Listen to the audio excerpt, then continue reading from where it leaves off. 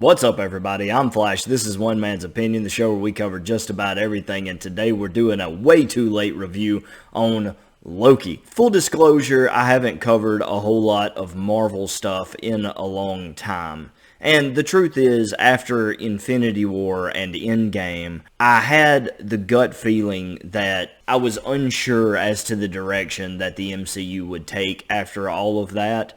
And as I started watching some of the movies and TV shows that came out directly after, I wasn't very impressed. And I wasn't very excited about some of the other things that they had slated for release. And the further that it went, the more I was like, maybe this is just where I get off the train, Maybe this just isn't really for me anymore. And so I stepped away from it. I still haven't watched Thor: Love and Thunder, and which is crazy because I actually love Thor. But there's several movies and TV shows that I haven't watched at all. But Loki was one that when it came out, I thought that would probably be a good one. But I just never really got around to watching it. I had other things that I wanted to watch, and I really never had time for it. And the further I got away from it, from its release date and it coming out, the more time that went by, the less relevant the show was to me, and so there was even less reason to go back and visit it. Well, recently, I just had the itch, I was like, man, I want to watch something Marvel related. I hadn't watched anything like that in a good long while. And so I was like, you know what? I wanted to watch Loki when it came out. I never got around to it. Let's watch Loki. So that's what I did. And I got to say, I'm pleased. I'm very pleased with how Loki turned out. Now, there are always goods and there's always bads and there's always ugly parts of a TV show or of a movie, and I certainly think that Loki has its flaws. There are parts that, I wasn't too crazy about. There are character decisions I wasn't too crazy about, but all in all, I thought they did the character really good service. I thought seeing all the other Lokis that you get to meet from different timelines was really interesting. Some of it was really funny. Some of it was really cool. And I quite liked the female Loki quite a bit. Yeah, I really liked Sylvie. I thought she was a pretty cool addition and a good way to continue that sort of tragedy that follows Loki around, the inevitable bad decision making that he does. And to see Sylvie kind of carry that on toward the end of the show was really, really good. I really liked Owen Wilson as Morbius. I thought he was fantastic. And I really enjoyed Kang the Conqueror and the version of Kang that we got and the lead up to the next version of Kang that has taken over the TVA at the end of the series. I applaud all that, and I thought that it was executed really, really well. Some of the shortcomings for the show to me were some simple stuff, minor stuff, nothing too major. There's one planet in particular. It's like a purple planet that Loki and Sylvie are on. I believe it's the one that they get the train ride on.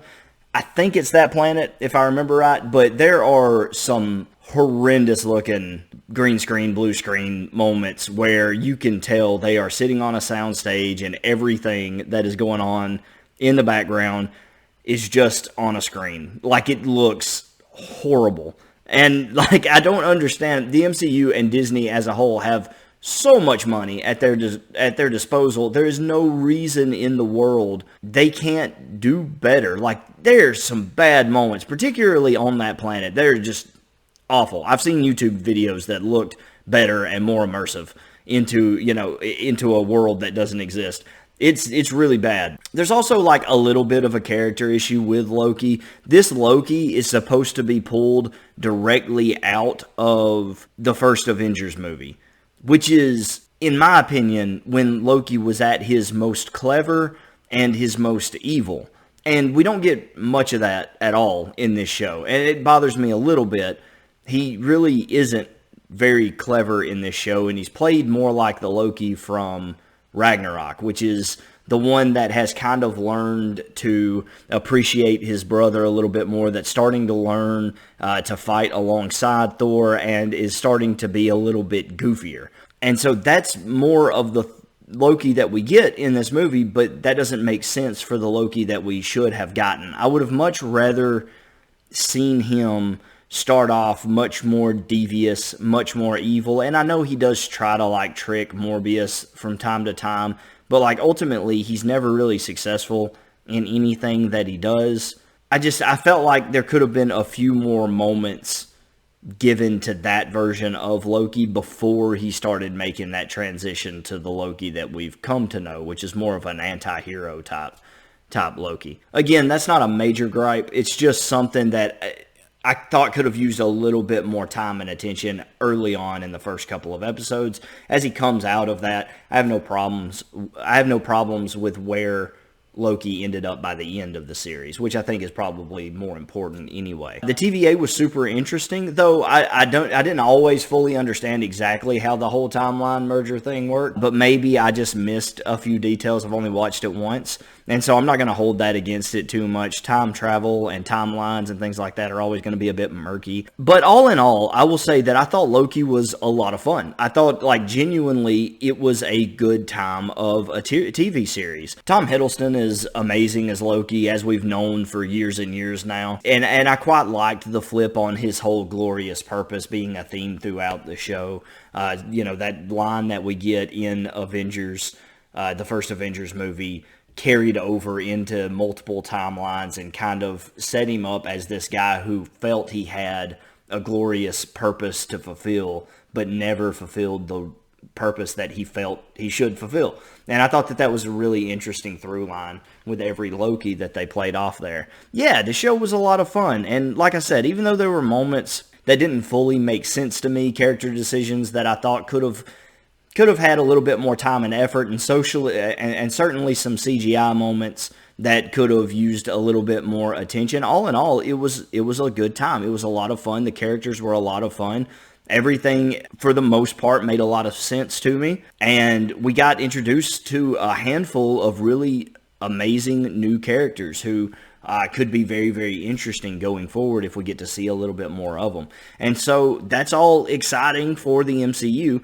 The only problem is how muddy and bad certain parts of the MCU have become since then. And I know I said I haven't watched a lot of the new stuff, but I have kept up with it quite a bit. I've watched other people's reviews on the TV shows and the movies that have come out since then, and I tried to get reviews from multiple places and see clips and different stuff like that. I'm not saying that Loki has brought me back on board of the MCU. It is an older MCU piece and isn't one of the newer ones, and most of the stuff I have a problem with is the newer stuff that they've released. So I'm not saying that it's like brought me back into the fold or anything like that. I'm just saying that it was good to revisit the MCU after having taken a break from it, and to come in with something like Loki. It's a little bit refreshing, and it's so much fun and lighthearted. And though there are serious consequences for what happens in the show, it's not like watching Infinity War where there's like a whole mess of deaths or like completely earth-shattering stuff going on.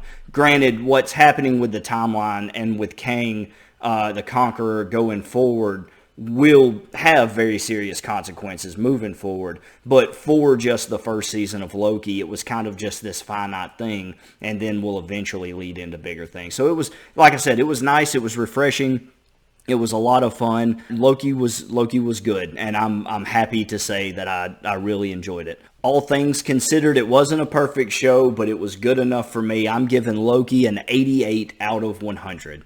All right, let me know in the comments below what you thought about Loki. I know it's probably been a while for most of you watching this video. You probably have to go back and revisit Loki a little bit. But who was the standout character for you? Let's talk about new characters. Who was your favorite new character introduced? Mine was Morbius right up until the end. But the guy who played Kang the Conqueror, I thought knocked it out of the park. He was high energy. He was a lot of fun, but also ominous in such a good way. And so I think Kang being introduced at the end, I think he was my favorite new character. So who's your favorite new character? Maybe it was Alligator Loki. I don't know. Let me know in the comments below. I hope you guys enjoyed this. Let me know your thoughts. And if you disagree with me and you thought Loki was trash and that my opinion was bad about this and I missed all kind of stuff, just don't get mad. Remember, this is all just one man's opinion. Thanks.